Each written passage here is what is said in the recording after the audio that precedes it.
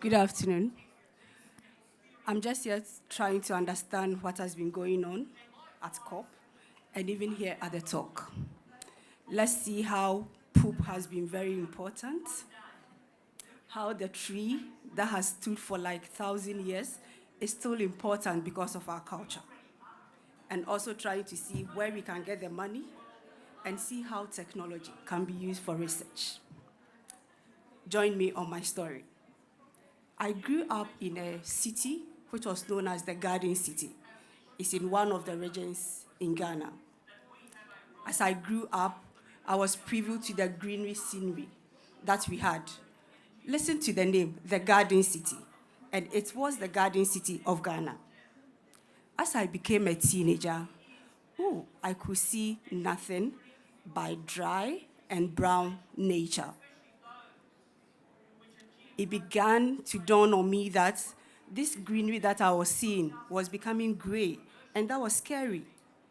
So this nurtured my interest for social and environmental justice.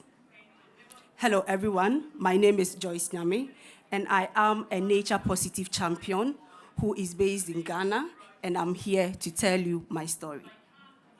Let's go back to my story.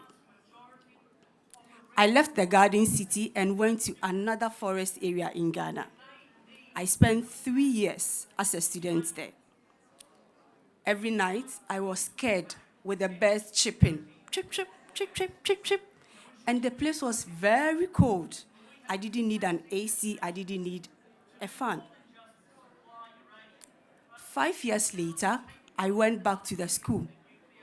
And then I had a special sport. I used to be a bad girl, yes. Adventurous for that matter. I would always do things that I would be punished, to go and weed in the orchard. And there I could get access to fresh fruits, especially oranges. When I went there later on after 5 years, there was no orchard. I could just see one orange tree which was being planted. What's happening to my nature? What's happening to the Garden City? I said, okay, how can I support? I decided in 2012 to take a master's course in human rights. Why human rights? I was trying to interrogate human actions and nature. Nature is where the whales are staying, where the trees are staying. Imagine if nature wants to be a citizen. That would be a wild fight. So I went to The Hague. You know The Hague, Netherlands, is built on water. So I went to learn human rights there. I came back home and I joined a movement, the women's rights movement. And then in the movement, I just became aware of the need for us to restore and revive nature. For me to be able to go back to the Garden City with my kids. Anyway, I'm a mother of 3.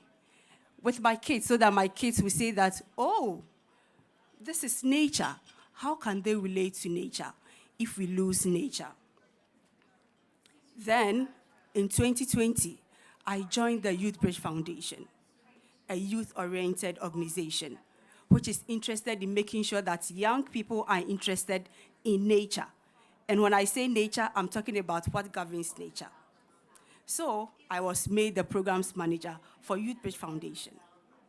Then, in 2002, the government of Ghana launched its Green Ghana agenda, meaning all over Ghana, we needed to green Ghana. But one thing was missing in that agenda, how young people are able to be galvanized to be in that campaign. So the Youth Bridge Foundation led that campaign. Then we came to DUAPA. What is DUAPA? If you hear DUAPA, it's a good tree back home in Ghana. What is a good tree? We are trying to plant trees and make sure that the nature that is going gray, the lands that are going brown are green, and then also we have enough trees. We have enough oceans where the poops can be recycled, and then we can get financed. So, what does DUAPA do? And that is where my story and love for nature comes in. We mobilize young people across Africa, and we use nature technology, to document our processes in trying to restore the nature. So I see Bosco here from Kenya. I see Robert from Uganda. I see Esther. These are what we are doing to restore the nature. Okay, so as you restore the nature, there are certain things that excite us. You need to be excited of the work that you do. You don't just have to restore nature. So there is this young person back in Ghana called Lucinda Afo, a 22-year-old girl who is part of the DUAPA team. She is using technology to document her journey in restoring nature. What am I saying? I'm saying that nature is a resource. As you said, we don't need anything. You know, initially I thought technology is new.